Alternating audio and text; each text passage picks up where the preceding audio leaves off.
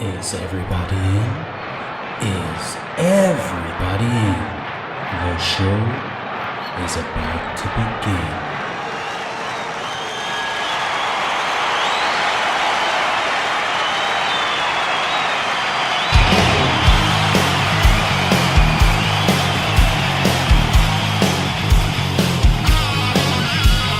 Welcome to the podcast, concerts that made us, interviews and stories, tales from the bus. We love taking you back to when it all went down. The greatest live shows and that cheering crowd sound. It's concerts that made us, concertsthatmadeus.com.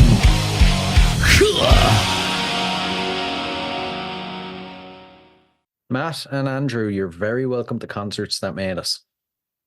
Thank you so much, man. It's great to have you guys now. I'm looking forward to diving into your music over the next bit. So you guys released your debut album on the 26th of January. It's called Friendly Neighborhood Conspiracies. What can you tell us about it? I think it was kind of an accumulation of a bunch of different damage control situations in our case, man. I mean, we started out as a three-piece punk band called Maddie and the Cartoon Graveyards, and then parted ways with our drummer and friend Bessel, thus becoming this like rock-tronic outfit we find ourselves in. We're just two dudes now. Yeah, we're not going to let the train stop. Yeah, so it was like it was a lot of emotions going around, and I feel like that kind of helped to jumpstart the finishing of this album. Right. You've saved me a couple of questions already. Later on, I was going to ask about the punk history, but it's good to know. The name Friendly Neighborhood Conspiracies. I have to ask. I'm sure many listeners are wondering: are you guys a couple of conspiracy nuts? I am huge conspiracy nut since the dawn of my existence. I can remember always, the big question mark, question everything. And I think over the years, the decades, I'm a bit of a conspiracy nut. There's not a single conspiracy theory on the earth that I don't know about, or at least I've heard about. But I would say that the way it bleeds into the album would be more just the craziness of what the world is right now, and how that is juxtapositioned and plays out in our lives with certain scenarios and just things that happened, and how do you make sense of this lens of reality that we have just been given. I don't know. And then that whole conspiratorial, like, oh, what the fuck is going on? I don't know. It's also a quote from a song that we released. It's actually our next single coming up. It's called The Game. There's a line in it that goes, "Friendly neighborhood conspiracies got me wondering what to believe." It's the whole song is about fake news and what can we truly trust in today when it's so saturated with existence is saturated and kind of in unison with social media these days in the ways that we communicate and stuff. So I think it also leads to that in a nutshell. I like it. Not to get off topic now, but I can't move on without asking, what's your favorite conspiracy theory? You go first, man. I have to think about this. My favorite conspiracy,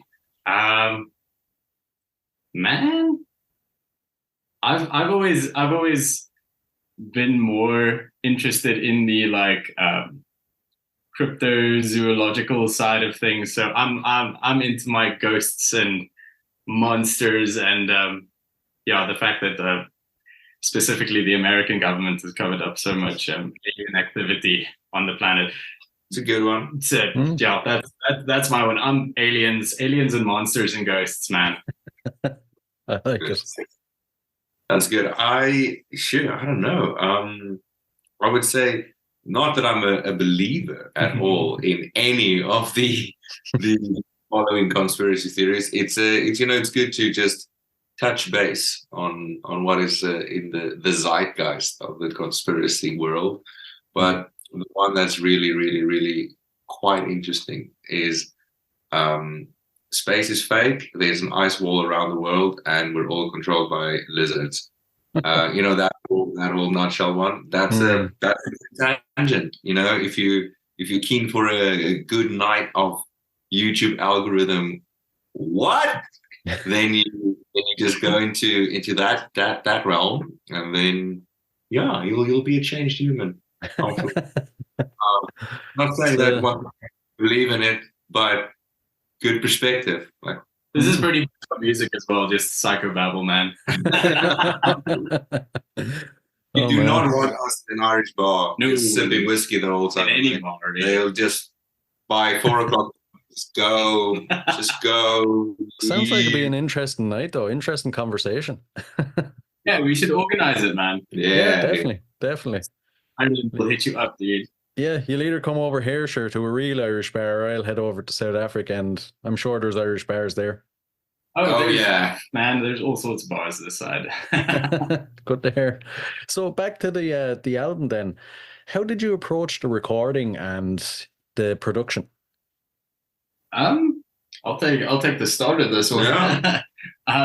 So as we mentioned earlier, we originally started as a 3-piece, and therefore recorded most of the album initially with this very like stripped down kind of raw funky, like folk punk energy, but all very, very rough around the edges, which is kind of what we were going for.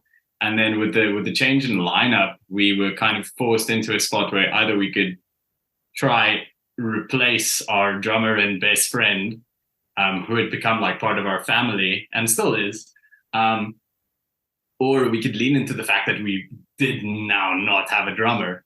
And so we decided to pump out the filthiest backtracks we possibly could with live instrumentation and vocals and stuff.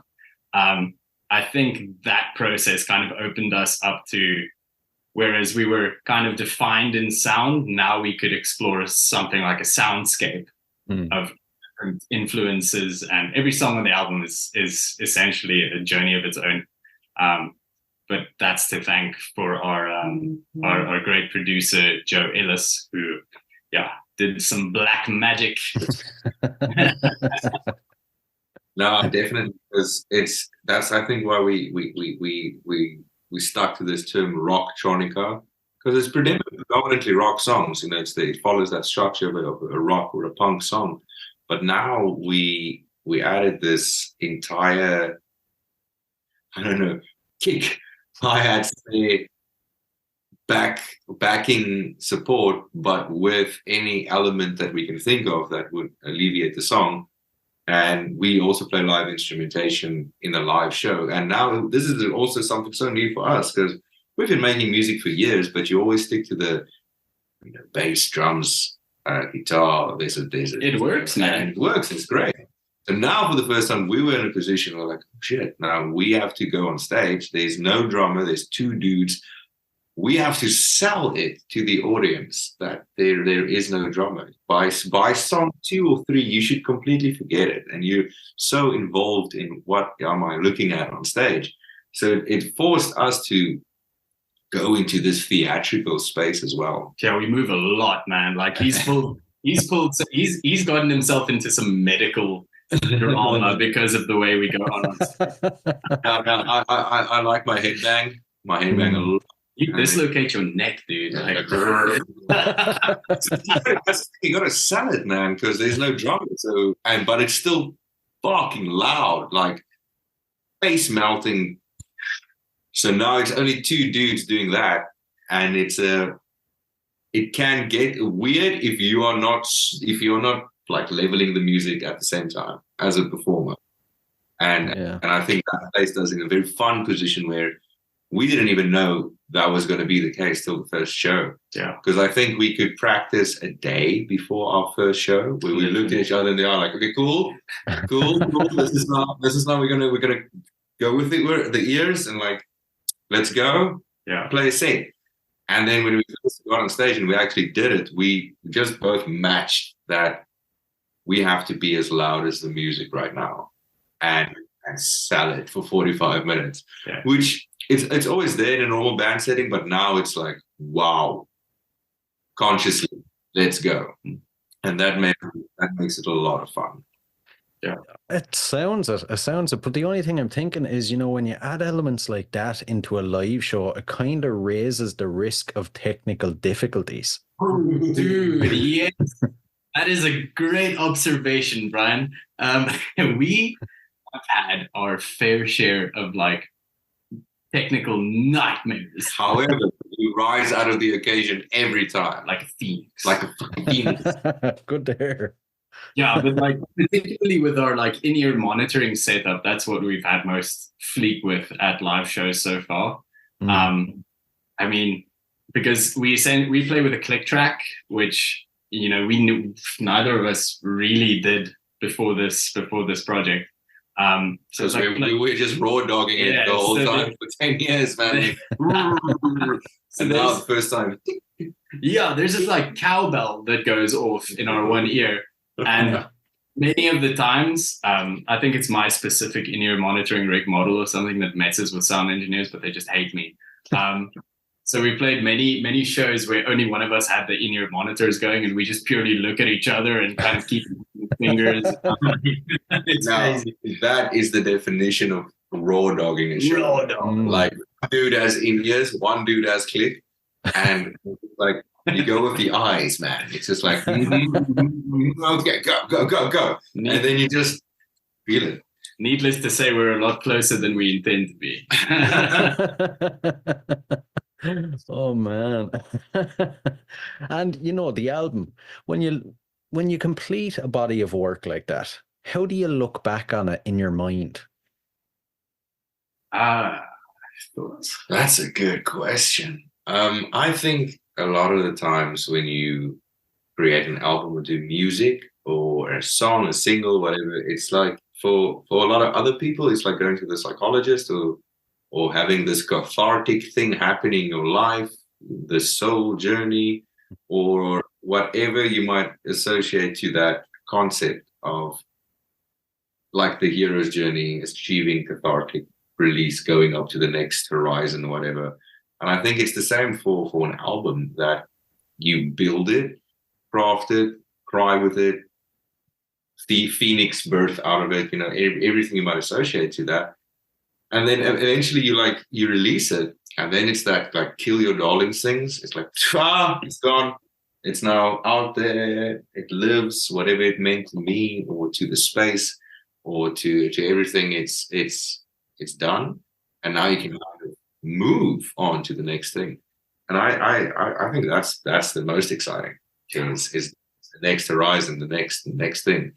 Not taking away from the journey of making an album, but yeah, I think it's important to focus on the next vibe. I had a thoroughly good time with this album though, because it took so many. It was more damage control than anything for us. I mean, recording, re-recording, and then kind of making peace with this completely new direction of music. And also life, man. Yeah. Life happens, just sure. In all regards. Thank God 2023 is over. Much happy. And, at this stage, we'll dive into your personal history when it comes to music to give the listeners a sense of where you come from. So I always enjoy asking, can you remember your earliest musical memory? Oh, I was stealing my mom's Beatles best hits compilation CD. We had a lot of CDs lying around, and I'm an only child who has kleptomaniac tendencies. So that's pretty much how I got introduced to Brit rock. Nice. I can remember very vividly. This was the 90s, man. Somewhere a Metallica Black CD featured, and it was that, and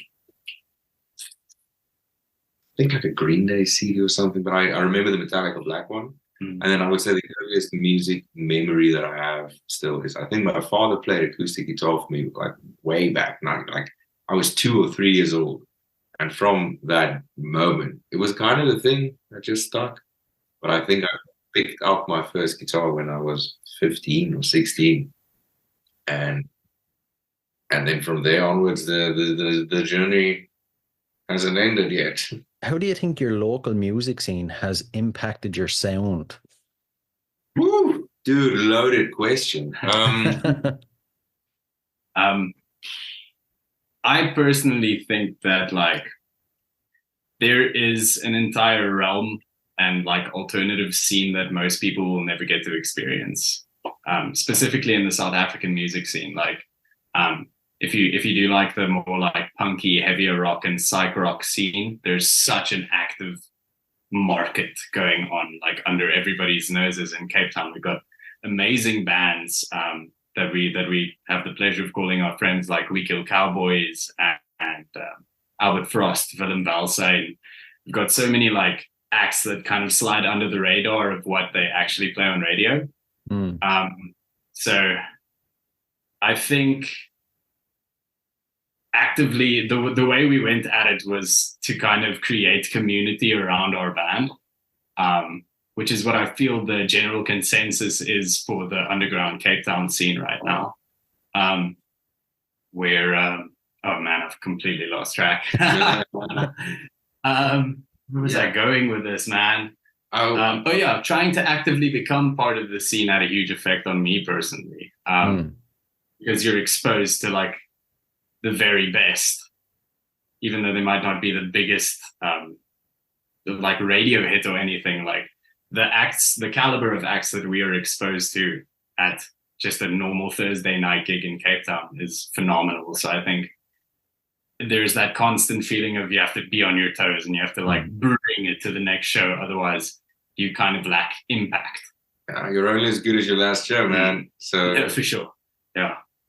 And I would say the local music industry had a big impact on the sound because we grew up with this immense big wave of alternative, soul freeing, like emancipate me from the chains kind of music and wave of that in the local realm, especially in the language Afrikaans, and of course in English as well.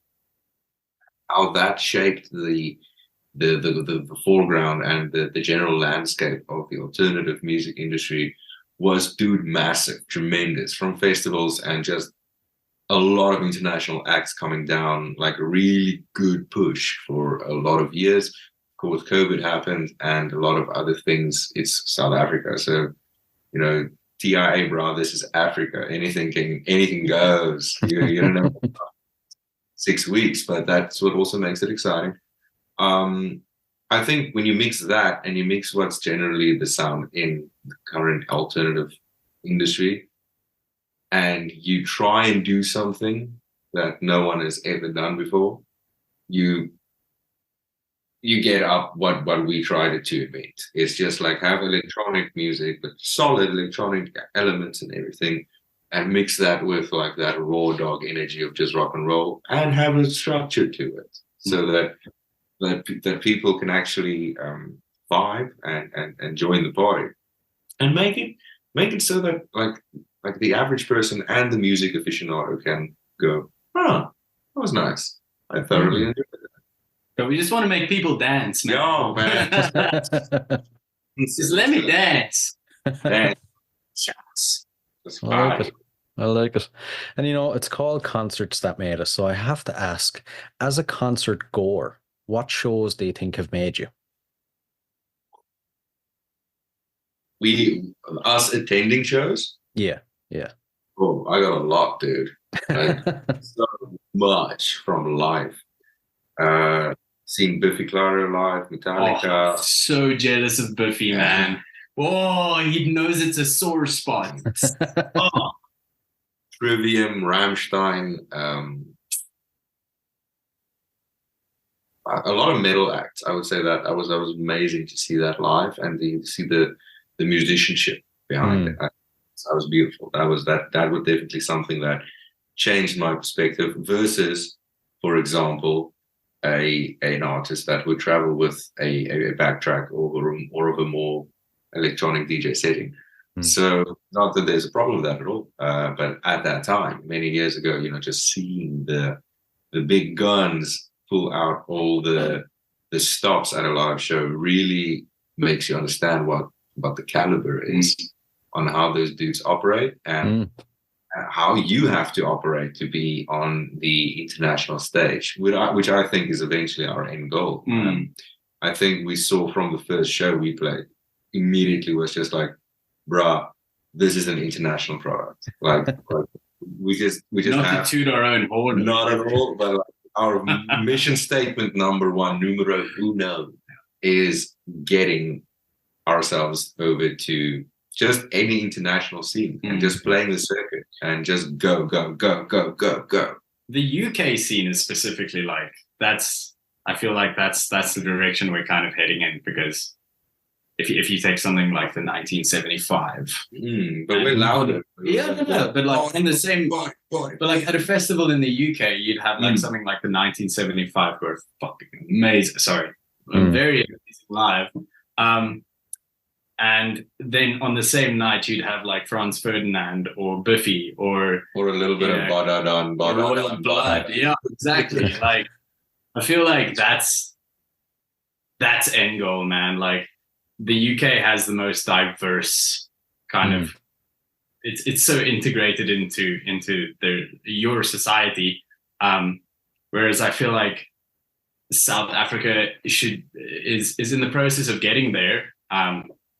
It's just a matter of like actually bringing the different scenes to light, so that there can be a diverse lineup on a festival, for instance. But yeah, it's in South Africa, you kind of have to lean into the idea that electronic music is huge here, and that's also, I guess, what had an effect on our sound and our choice in direction as well. It's like electro is huge here, man. EDM and trance especially is massive, and it's for me very like jarring and experimental, considering I have like this like soft rock background for most of my musical existence. But yeah, super exciting as well when you get to the genre bending side of things. Yeah, definitely UK soon. That would be amazing. That's good to hear. I was just thinking there, I've heard before that, rock in South Africa is such a small community and it's all electronic, like 99% of people are mad into electronic. Yeah. Do you notice your music appealing more to the electronic scene then? Man, I've always seen us as a punk band. Like that's kind of what the energy and the that's the thing. Message and the vibe that we kind of put forward is very punk, but our execution is very electronic. And ravey. There's a bit of rave in there. So like, that I think what locks the electronic people, or what hooks the electronic people, is the live show energy. We just want to make them dance, man. Just want to make them dance. And then if everyone's just like dancing, it's the same rhythmic vibe you'd get at a rave show. That's primal, dude. That doof kick. It's the same kick. Now we're just flipping a lot of riffs in between that, and fuzz bass and some sexy vocals, and make all the ladies go, yeah. It sounds Oh man, I have to get to one of your shows. Sounds like so much fun. Man. You will, if you ever manage to come out to one of our shows, man, I swear to God, I'm gonna get you so drunk. Yeah, we're gonna give you brandewijn and coke. Oh yeah, dude. Brandy and coke, bro. Oh, nice. It's a dangerous drink. It's a wonderful drink. It's an illuminating drink. Yeah. I'll jot it down. It has to happen either this year or next year. So, and with your gigs, then, is there a gig you've played which sticks in your mind as the most perfect show you've done? The first one, man. Yeah, I was about to say. The first one just slaps. It was just a culmination of like, I could literally have thrown up like post-show anytime. And the thing is, our first show we played was us entering for this battle of the bands at a local dive bar. Well, not really a dive bar. It's a fully fledged establishment. Stellenbosch. The local scene. Yeah, it's called On Plus, which means like night school. So when parents ask the students in the student town, like, "Hey, where are you at?" It's like night school, you know, like watching bands. yeah. Right. But yeah, that first round of Battle of the Bands, I was absolutely like mortified at. I was just picturing every possible scenario where like either track could give out, or in-ears monitoring wouldn't work, or people just wouldn't like it or get it. But we've received a lot of love. But yeah, the first show was just perfect. I'm sure it had its mistakes, but like energy-wise, that was just hands down. People like vibed, and there was even a mosh pit, man. And I feel that's like when you get the mosh pit and the stank face, you know, like the. But it's all these kids, man. It's all these like 19-year-old girls who look like they going for it. A slight breeze could knock these little people over, and they are just beating the living shit out of each other. Like, yeah, man. Like everyone had like that 3 shots too much Jägermeister, but they're going for it, and that was fantastic. And that energy didn't stop. So I think we just locked in on that, and yeah, I think that's something we try to emulate with every show. Is like let's make people like lose their absolute mind. Nice. And you know, not to get negative now, but to flip it around, is there a show you would say was the worst experience you've had, and how did you overcome it? Are we thinking of the same show? Was it in Observatory? Yes. Oh my God, yes. Yeah. So get this, man. Yes. I'm not gonna name names because like the owners are actually really nice people, and like it was wrong circumstances. Yeah, it was just a bad night for sound. Doesn't work out that good. Yeah, right. Like the feedback on a guitar with single coils was so bad, like you almost thought you were about to get electrocuted. But other than that, they couldn't figure out in-ear monitoring, but they also didn't account for like time bands need to kind of switch and set up at a show. And basically what happened was because they couldn't figure out our in-ear rig, the sound check took so long that it ate like into probably 60% of our allotted time. Oh man. No band on the lineup got allotted time. Yeah. So everyone bleeded into everyone else's set list. So after 4 songs, and we were like super amped to jam, like 4 songs in, they're like, okay guys, you gotta leave now. You're like done. Oh my God. That was a kick to the face, dude. Yeah. But once again, like you can't really. I have nothing negative to say about the venue itself, purely because I'm scared that they'll never book us again. How would you approach it differently then if you were to go back? Ensure that there is a setup time, or just organize to play last. Or not piss off our drummer until after that specific show where we didn't need track. Like that would have been great. Yeah. Now I joke, but we actually have a really great relationship with Vessel. He's actually the featuring artist on our track, The Government. Yeah. If Vessel, if you're watching this, I'm just joking, my dude.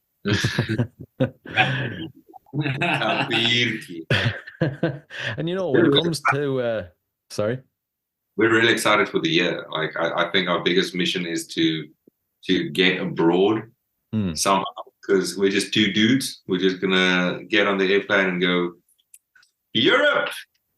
Yeah, it's very streamlined travel. Yeah, just like let's. We like we have a drummer right here.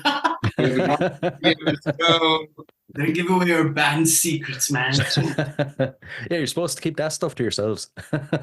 We actually have a little box, like a little jewelry box that we put my phone in when we plug it in. It's the secret's out now. Secrets. And it's labeled "Secret Government Secrets."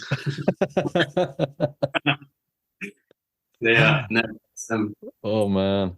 Thanks for ruining the illusion, Andrew. And now we just have to find a better illusion. And you know, before we dive into the last couple of questions, then I know you've mentioned Europe, but what's set in stone for 2024 for you guys? I think as far as immediate goals go, we're trying to establish, because we're so new as a band, even though we've both been active in the scene for the last 10 years in separate projects. We've only come together now. We played our first gig, September last year? So our goal right now is, because we've had to kind of like, we have to cut our teeth now once again, but luckily we're both like pretty savvy when it comes to, you know, what's expected of us as a band. So we need to like this year, as soon as humanly possible, establish that like circuit that we can just travel through the year once or twice. And our most immediate goal is penetrating, bad word, integrating ourselves with the scene up north in Gauteng, because we're sitting like right at the most southern point where we're Cape Town. We're at the tip, bro. Yeah, man.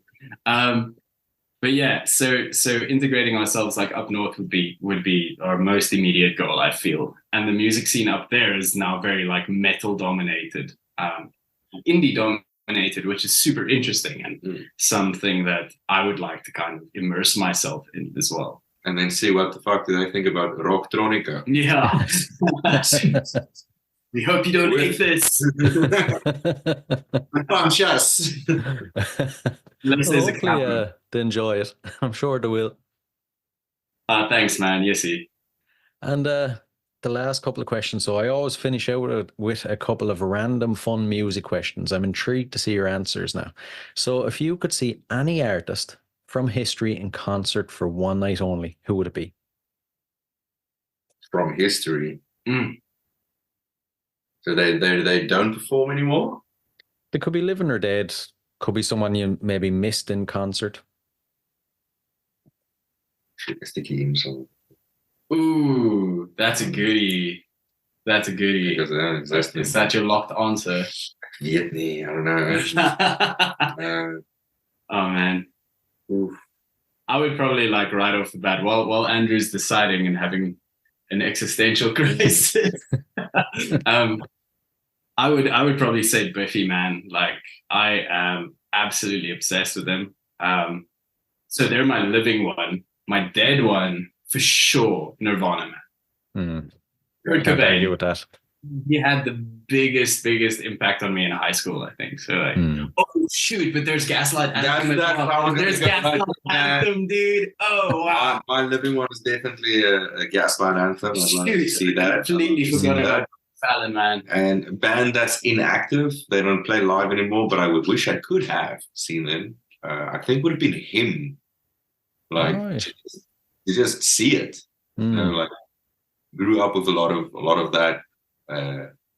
Funerals, hearts, man. Yeah. So I never saw it, but would have liked to see it. But Gaslight Anthem, love to just see that shit live. The best. That'll be good. The best. That'll be really Have good. you heard their like History Books album that came out last year, man? No, I haven't actually. Do yourself a favor. It is one of the most skillfully put together pieces of music I've ever heard. It's just But everything into it. Just yeah. Whatever Mew and Brian Fallon can write a song about it. Yeah, and probably have it. Good. The next one, so it's a bit of a weird one. If you had to spend 24 hours locked inside a room with any musician from history, living or dead, who would it be? Ozzy. Hands down, Ozzy, man. Shit. Imagine he just, because he's in a room, you know, like he could potentially feel cornered, and I would like to see what the Prince of Darkness himself does when cornered. He'll probably have every drug dealer in the vicinity. Oh, but he doesn't do drugs anymore. 1980s era Ozzy would be. That'd be dangerous. That would be the best. Like mullet Ozzy. That was a good time. Oh, I am the killer delivery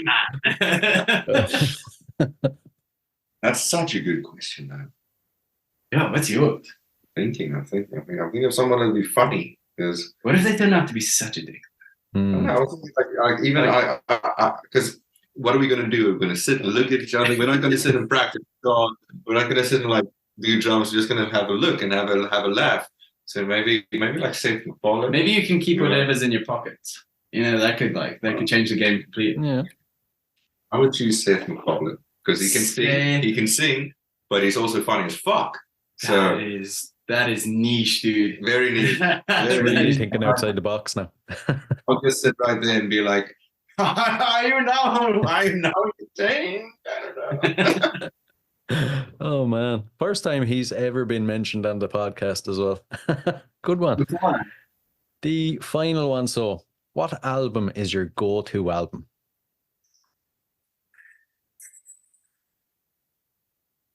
Look, man. You know, Gaslight Anthem Handwritten. That's a good one. That's a solid album. Like that shit. Perfect. I would say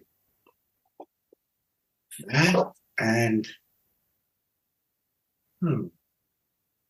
there's a few like odd end like Amaranth or Nightwish. I'm big into the power metal as well. Mm-hmm. I can deeply niche that out on like some good albums about dragons and chests and crazy shit like that. Nice. But I would say broadly speaking, the Gaslight Anthem Handwritten is just it is beautiful. It just slaps. It's perfect. It's a good album. Good listen. Nice. Shoot, man. I'm just gonna go with my favorite album right now because like there's too much going on. Yeah. What's your favorite album now?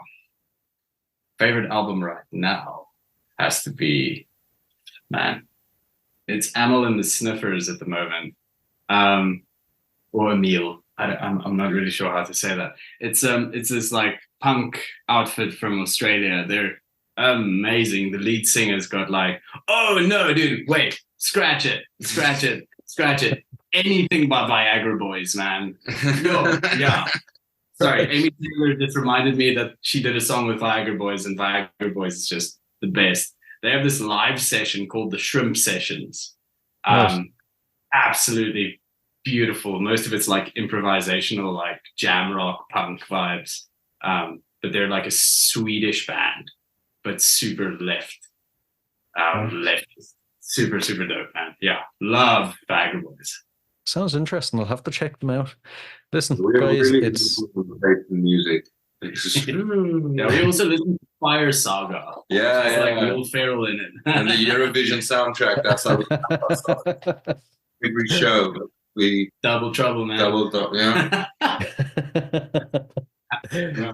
Oh man. Listen, guys, it's been great crack chatting with you now. It's been a lot of fun. Thanks a million. Oh man, thank you, so much, dude. Yes, this has been such a easy breezy interview. Like it's been really fun, and really looking forward to seeing you in the future, having some whiskey and that thing called Brandewijn. Yeah, Definitely. We'll have to do it.